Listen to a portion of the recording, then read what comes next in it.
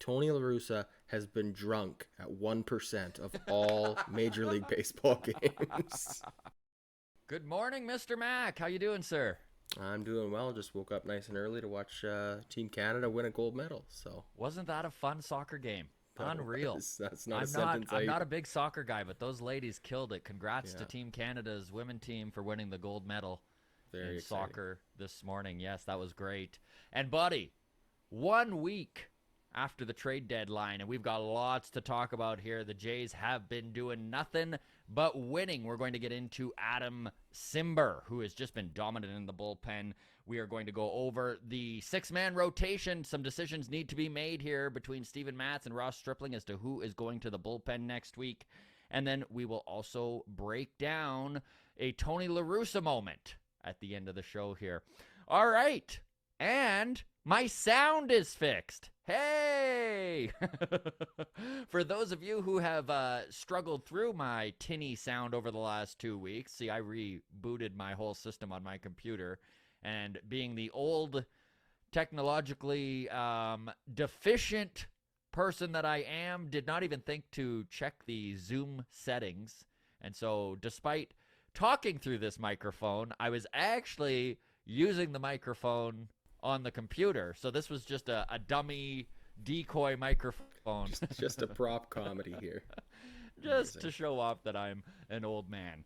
So that's perfect. But yeah, sound is much better here. Our guest today, very excited. We actually managed to sit down with Jeff Frye, formerly of the Toronto Blue Jays. Of course, in 2001, he was one of only two guys to hit for the cycle for this team. I know Kevin Biggio has done it since, but one of only three to hit for the cycle for the Toronto Blue Jays.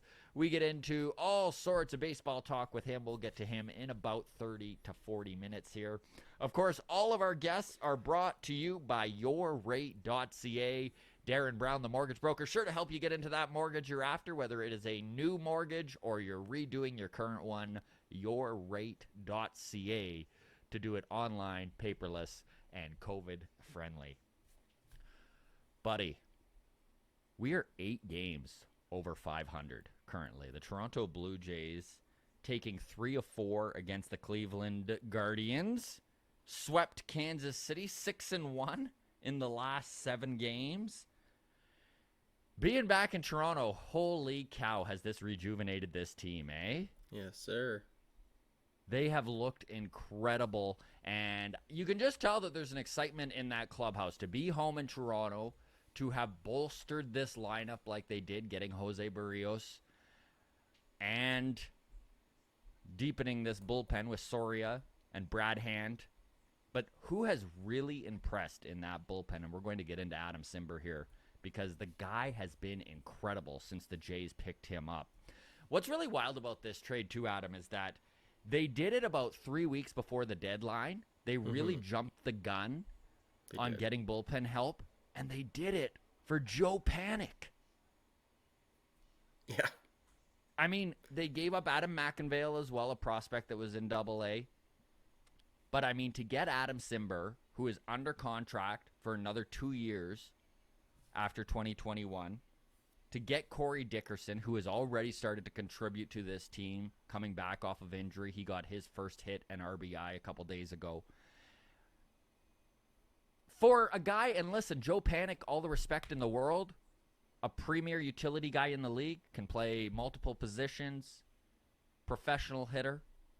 But let's just look at what Adam Simber has done for this team since joining the Toronto Blue Jays. He's pitched 13.1 innings. He's allowed 6 hits. 6 hits. 1 run, 10 walks. 10 Ks, I should say. 0 walks. He's got a 0.68 ERA and a whip of 0.5. Walks hits an inning of 0.5. Like, are you kidding me? That's unbelievable. Elite. That's the right word, man. Elite. Now, obviously, not to dance on anyone's grave here, but if we're going to go over Joe Panic's numbers since becoming a Marlin, he's hitting a paltry 145 for his batting average. Yep. He has struck out 18 times. He has struggled. So far, and I mean, Joe Panic is a guy who was really good for this team, utility dude, but his contract was up at the end of 2001, and for what they managed to bring in for him, pretty impressive, dude. Yeah, absolutely. Like, they really needed somebody in this bullpen who could pitch in high leverage situations. Adam Simber he got his first save yesterday, and we might see him in that position more and more as we get to the end of this season because he has been lights out, man. Absolutely has. Where does he rank in our bullpen right now? Is he a top 2 guy, top 3 guy? I think he's a top 2 guy, right? Where would you put him? I don't know if I put him above Romano, but probably pretty close, and it depends on the situation. I mean, Romano gives me a little heart attack sometimes. He does. I do. I feel romantically attached to Romano as our closer. Mm-hmm. But I will say that, if we're up 7-6 in the 7th inning and the starter's leaving the game, if Simber's the guy coming in, that's probably the safest I'm going to feel. I agree. Yeah, he's probably the guy who gives me the most confidence at this point. If I'm the manager, Simber is probably my number 1 guy right now. Yeah. And, I mean, bullpens always shift, especially when there's no designated closer, which is kind of how the Blue Jays have done this, is closing games by committee. But I think right now, Adam Simber is probably your top choice for a high-leverage situation. When you need outs, Simber's who I would go to. Yeah. So, big series coming up against the Boston Red Sox starting tonight. And Boston has been struggling, man. The Jays are 5 games back of them currently for that number 1 wild card spot. The Jays are only, 2.5 back of the second wild card spot? Exactly. Yeah. Like, it's crazy what this team has done over the last week. They are right in the thick of things here. Making up some big ground on Boston would be beautiful, but I'm not going to bet on a sweep. But, boy, 3 or 4 would be a beautiful thing, my man. Sure would. And some numbers here on the Boston Red Sox because their rotation has been struggling. So Martin Perez in his last 11 starts has a 7.13 ERA. Nick Pivetta, Canadian kid, in his last 13 starts, 5.43 ERA. And Garrett Richards in his last 9 starts has a 7.36 ERA. So this is a starting rotation that is struggling currently for the Boston Red Sox. And Toronto on the other side of things with a starting rotation that has just kind of really been solidified over the last month. They've all looked really good. So some major ground can be made up here. I know yesterday they wound up taking that game against Cleveland 3-0 and taking 3 of 4 from a very good Guardians team. And there were some moments yesterday that made us all nervous. Oh, yeah. Okay, so let's start with Bo Bichette winning this game offensively almost single-handedly. 2-run home run, a single scoring an RBI, getting Simeon in there. I think it was in the 7th. But in the 8th inning, Vladdy took a fastball off the hand, right off the pad. Like, literally, the baseball gods were smiling on Toronto last night. He stayed in the game. Everything was fine. But, man, that is a moment where collectively Blue Jays fans, the team, even baseball fans in general kind of held their breath because, oh, my goodness, dude. That That's the last thing anybody needs. It could have derailed this season. Like, Yeah. I don't wish to overstate it, but yikes. Big time.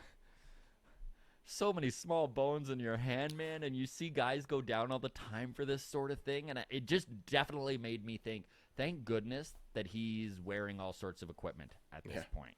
Absolutely. Well, I mean, we saw Kevin Biggio struggle early in the year, and a lot of his early struggles were chalked up to the hand injury, something wrong with one of his fingers, right? So, Yeah.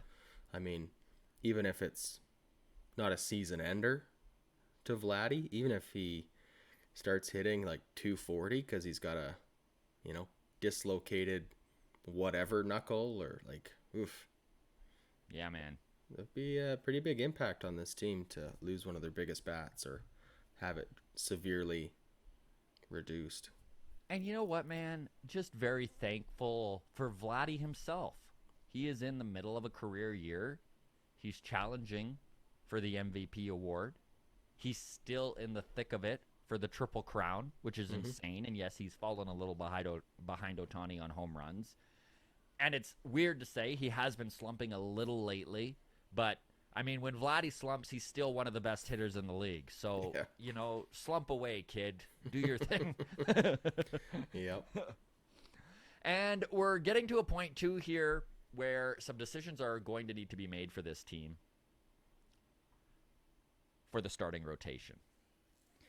So they're rolling with a 6-man rotation currently because they've got a doubleheader on Saturday against Boston and then another doubleheader against Los Angeles against the Angels on Tuesday, which, by the way, I'm going to be at that game. Very excited for this. We do our live stream there. Adam's going to be doing it on his own, but I'll be calling in with some cut-ins from Angel Stadium. You'll be our Ben Wagner. I'll be your Ben Wagner, everybody.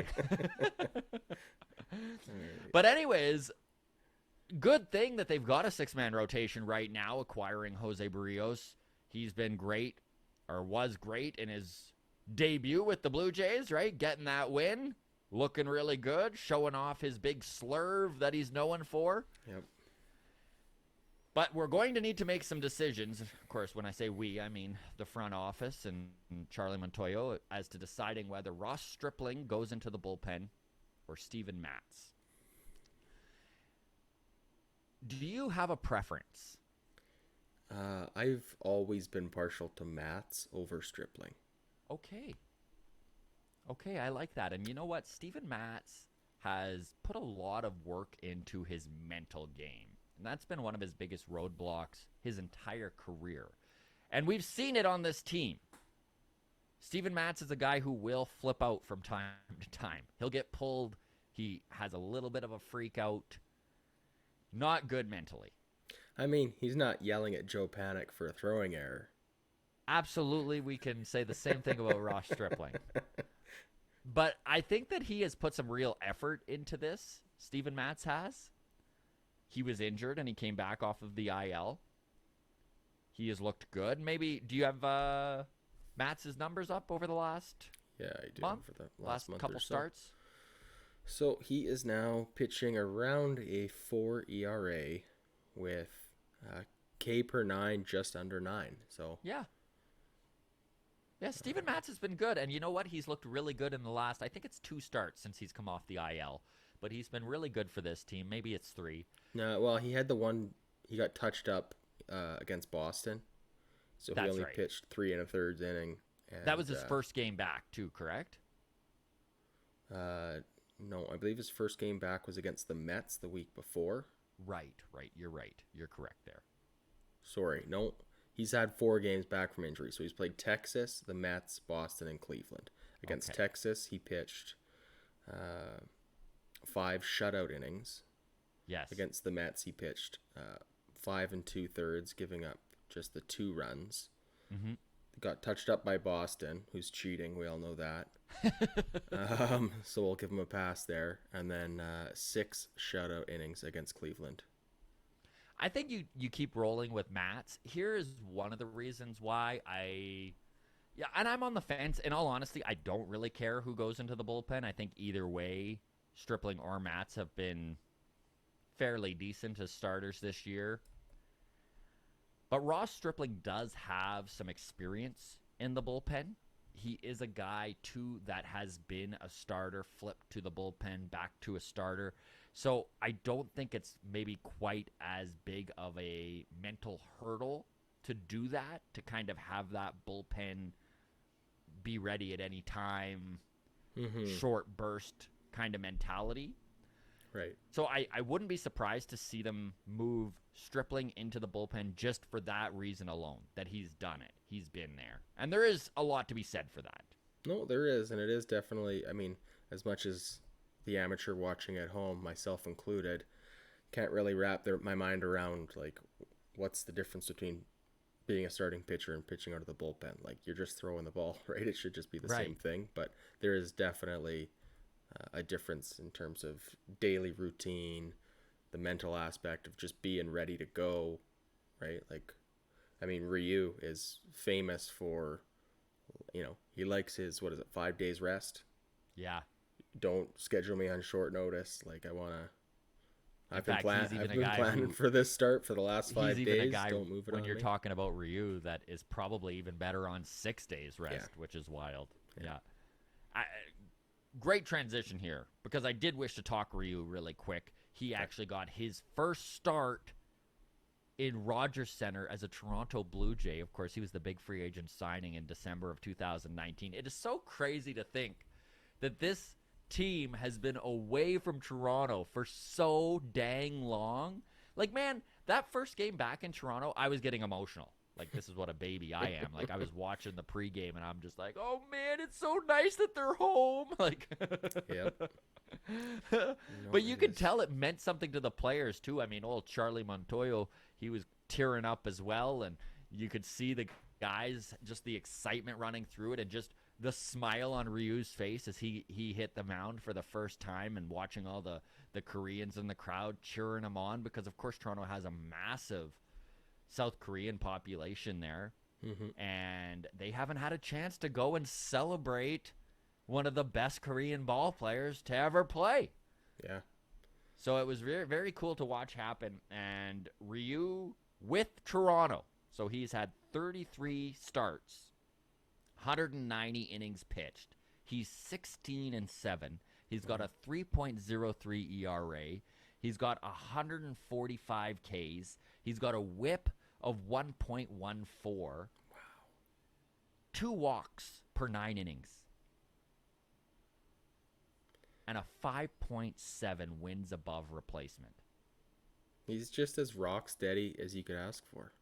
If that doesn't say ace, like, I know he's probably the unsexiest ace in baseball because he doesn't throw 100. Yeah. He's got 6 pitches and he darts it all around, right? So it's not quite as eye-popping to watch him throw a 85-mile-an-hour slider in the dirt and then a 100-mile-an-hour high fastball. But my goodness, the guy's numbers are one of the tops in the league, and he does it quietly. He does it under the radar. Even as a Jays fan, I don't probably give him enough credit for what he has done for this team since becoming a member of the Blue Jays. No, absolutely not. So my question to you is, freshly acquired Jose Berrios, Robbie Ray having a career year, wild card, 1 game. Ooh, wild card, 1 game. Who are you pitching?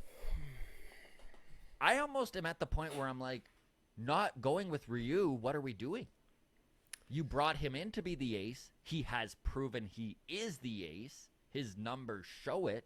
And yes, he had that blip on the radar in June where he wasn't locating his changeup. But as long as he's continuing to pitch like this, I think personally I go with Ryu. But I'm very curious as to where your thoughts process is on this. I think any of those 3 guys I feel fine with. Okay. Yeah, and I'm kind of in the same boat there too. I wouldn't. I know you are. Yeah. I feel like because Ryu is a guy who is very particular about not pitching on short rest and anything like that, I think for me, for a 1-game wild card, I would only pitch Ryu if it happened to fall on his allotted day that he is supposed to pitch. If he lines up, you go Ryu. Like, if his start lines up with where the wild card game would be. Yes, then I would roll with Ryu, and I'd be happy to start Ray, in the following series. Yeah. But let's say he's pitching on 3 days rest or even 4 days rest. Yeah. For the wild card game, I would be shocked to see us pitch him on short rest. Mm-hmm. Now, this is another interesting aspect to what we're talking about here is that we're going to be in a dogfight. The Toronto Blue Jays, this is not going to come easy. They're 6.5 back of the lead of the division from Tampa Bay. They're 5 back of Boston for the first wild card spot. And they're 2.5 back of Oakland. for the second wild card spot. Could we win the division still? I honestly believe we could still win the division. That's insane how much this last week has changed things. This week has been wild. And this is why you and I both were screaming from the rooftops. They, of course, are buyers. Why would they sell? They're too dang close and have too big of a run differential to write this season off. And here we are, 2.5 back. And it's what, man? What is it? August 6th. There's still 2 months of baseball left. 2.5 games is nothing. 5 games is nothing, especially going into Boston with them slumping and the Jays 6-1 in their last 7. Look, we're doing what we got to do. We're beating up on the bad teams, right? Sweep the Royals, take 3 out of 4 from the Guardians. If we could take 3 out of 4 against Boston, we're laughing. But honestly, I'd be happy to walk out of there with a split. For sure. I'd take a split. That being said, we still have one of the easiest schedules in baseball for the next month and a half, right? We got the Tigers, we got the Nationals, we got the Orioles again. If we're splitting with the Red Sox and we're beating up on the Tigers and the Orioles, now let's not look past the Tigers, who are red hot. Red hot. Out Best of team nowhere. in baseball other than, I think, Houston since the beginning of June. I bring up the dogfight because there are going to be some teams, probably the division leaders, that are going to have a week or two to start manipulating their starting rotation to line things up for the wild card or that first game of the division series. I don't think that freedom is going to be allotted to the Blue Jays because they very well might not clinch a playoff spot if they get one until the last few games of the season. So they're going to be in win mode all the time, and I don't think they're going to have that 2-week window come September 15th where they're like, well, if we skip a start here and move a rotation piece here, then that way we line up Ryu here on proper rest. I don't think that's going to be something that they're going to be able to do. Maybe they can. Not at all. Do you know, so the next month is pretty easy, but do you know what our series are for the last half of September? No. We have Tampa Bay, the Twins, Tampa Bay, the Twins, the Yankees. Holy cow. The whole season could be decided right there. Yeah. Let's talk the Yankees for a second because they're right in this dogfight with us. They're rolling, yeah, absolutely. They're 1 game ahead of the Blue Jays currently, which puts them 1.5 back of Oakland. Oakland might be out of this thing in the next 2 weeks. Yeah. With the way the Yankees and the Jays are playing. What are the Yankees at since the trade deadline? Because they've been hot too. They are 6-1 as well. So they're also 6-1. So the Jays have not gained anything going 6-1 over the Yankees. But both teams have just continually climbed closer and closer to Oakland and closer to Boston. Who knows?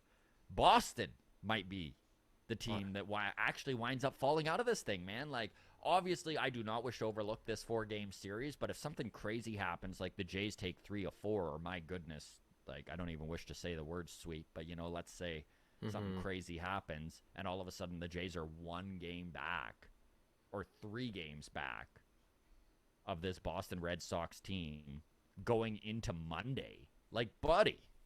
Yeah. It's a whole different world. No kidding. Yeah, a whole different world. Okay. A lot of stuff has to go right for us to win the division still. Absolutely. The fact that it's even like a conversation is incredible. What's been really interesting, too, is that how much this feels like 2015 with the front office kind of putting their chips in. They going out and getting Jose Berrios for Austin Martin and Simeon Woods-Richardson, 2 of the top 5 prospects in the Blue Jays system. Like, that's really going all in. It is. Which is exactly what Anthopoulos did back in 2015. And we're starting to see similar results here. This team is excited. This team is ready to win, and they are loving it. I know that the Instagram story of Alek Manoah and the little dance party that the team was having there went kind of viral. But it does kind of show, even though 2015 and 2021 is mimicking each other with what the Jays did front office wise. Talk about two different teams. Mm-hmm. Jose Bautista, Edwin Encarnacion, Josh Donaldson. Just such a older veteran presence. Hard asses. Right? Like those three weren't guys that were having dance parties. Yeah, that's for sure. So it's I mean, obviously I loved that 2015 team and they were incredibly fun to watch. 2 ALCS appearances in a row there in 15-16. But man, this team is very exciting. I think I have more fun watching this 2021 version of the Toronto Blue Jays. Pretty hard. And I'm excited for this youth that they're doing there. Speaking of Josh Donaldson, I did wish to bring this up. Just a little fun little piece of Toronto Blue Jays history here. Brett Lawrie actually made his MLB debut 10 years ago with the Toronto Blue Jays. Hey? Isn't that wild? That's unreal.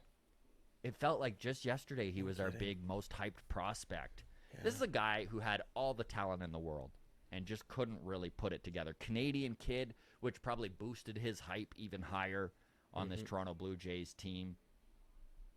And his first game with the Blue Jays just increased the excitement. Langley, BC boy, batting ninth. He was starting at third base.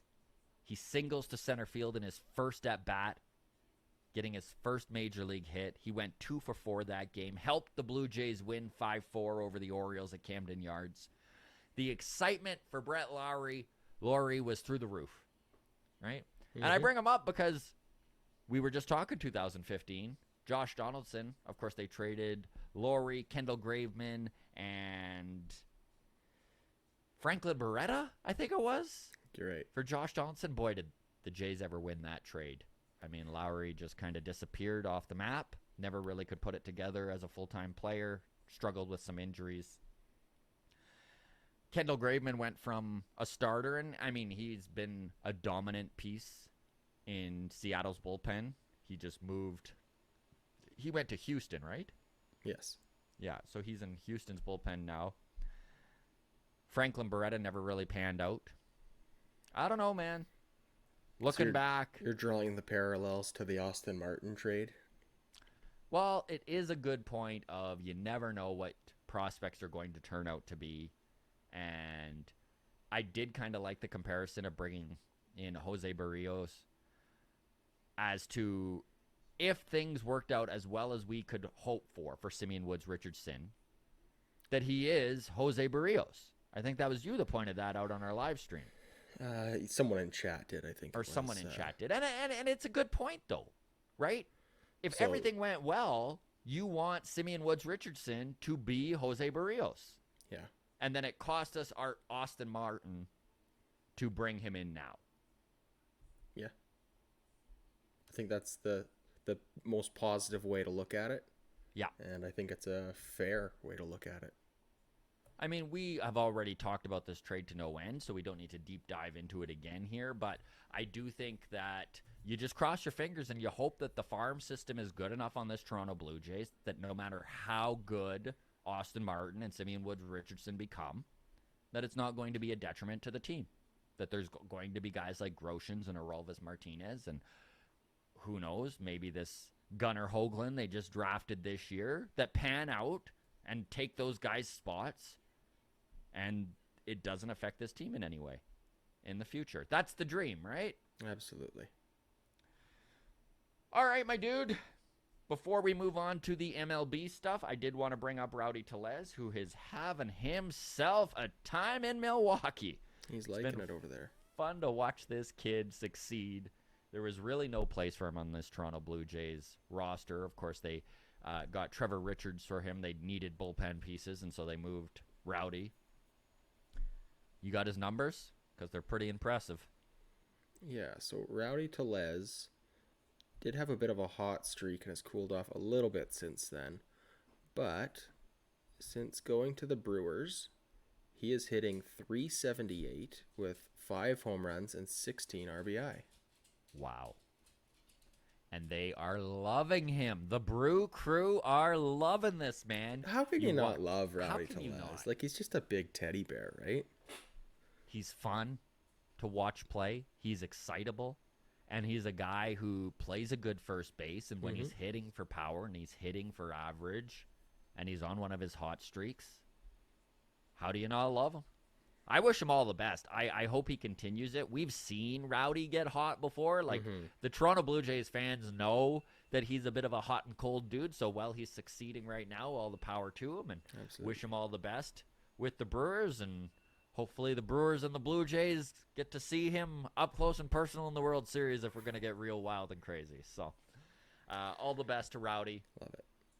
We'll wrap things up here. Did you have anything else to add Blue Jays-wise before we move on? I just wanted to mention again, with this 4-game series against the Red Sox starting today, couldn't have lined up better for our pitching rotation, as we've got Manoah going tonight, Robbie Ray, Berrios, and Ryu all pitching in these 4 games. So we could take 3 or 4 here. The starting rotation is lined up to do just that. So fingers crossed. And while we're talking Blue Jays still, I did wish to bring up George Springer, who is our $150 million man that everyone in this fan base has been waiting for, injured most of the season, but has been literally carrying this team's offense in the last week or two.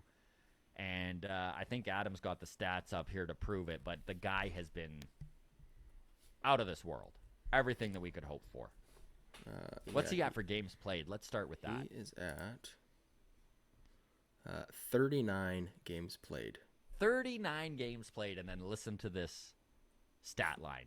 So he's hitting .288 now after a slow start. So he's hitting over 300 since the All-Star break. 13 home runs, 27 RBIs in 39 games. Like, he's hitting a home run every 3 games. So what's that for a pace? 162. 50-something? Yeah, 54 home run pace. Like, unreal. Like, he has a shot at still hitting 30 home runs this year. That's insane. It is insane to think that George Springer could hit 30 home runs this year, and his OPS has been incredible. This is a guy who... Yeah, he's having a career year for OPS. 995 right now. Yeah, like, I mean, it's just insane. Very excited that we've got this man locked up for another 5 years. And when you watch him play on your team in person, you do get a little bit higher understanding of what a great ball player he is. He does all the little things right. He goes to the plate with a plan. He plays a really solid center field. Even his route to the ball when it's hit in the air has impressed me. He's made some really clean routes that just, we've watched this outfield for the Jays be adventurous at times over the last few years. And don't get me wrong, Teoscar, even Lourdes have improved greatly. Randall Grishuk is what he is out there, a solid defender. But my goodness, it just feels like such a better defense when George Springer is in that outfield. All right, let's move on here. I do have one thing to touch on, MLB-wise. We spend all this time crapping on Tony La Russa that I did wish to take a moment and acknowledge something that I was impressed he did. Now, some of you may have seen it. John Boy even did a little feature on it. But what happened was that they were playing the Cleveland Indians, the Guardians, my apologies, the Cleveland Guardians. This was last week. And their pitcher for the Guardians was wild. He was all over the place. Okay, and this is a guy who throws 100 miles an hour. I should have looked up who it was here before we started talking about, but nonetheless, it doesn't matter. The point of this story is Tony La Russa. So wild, the batters need to get out of the way of a few wild pitches, and then the catcher calls an inside fastball, and it comes in and it hits the guy in the head. Tony La Russa runs out of the dugout. Now, the catcher is very concerned. This was not intentional by any means, by the way. This was just an accident. And the catcher is bent over the White Sox player as Tony La Russa comes in and literally pushes him off of him, right, and gets him back. And then he starts giving the catcher crap. And the catcher's like, what do you mean? That wasn't intentional.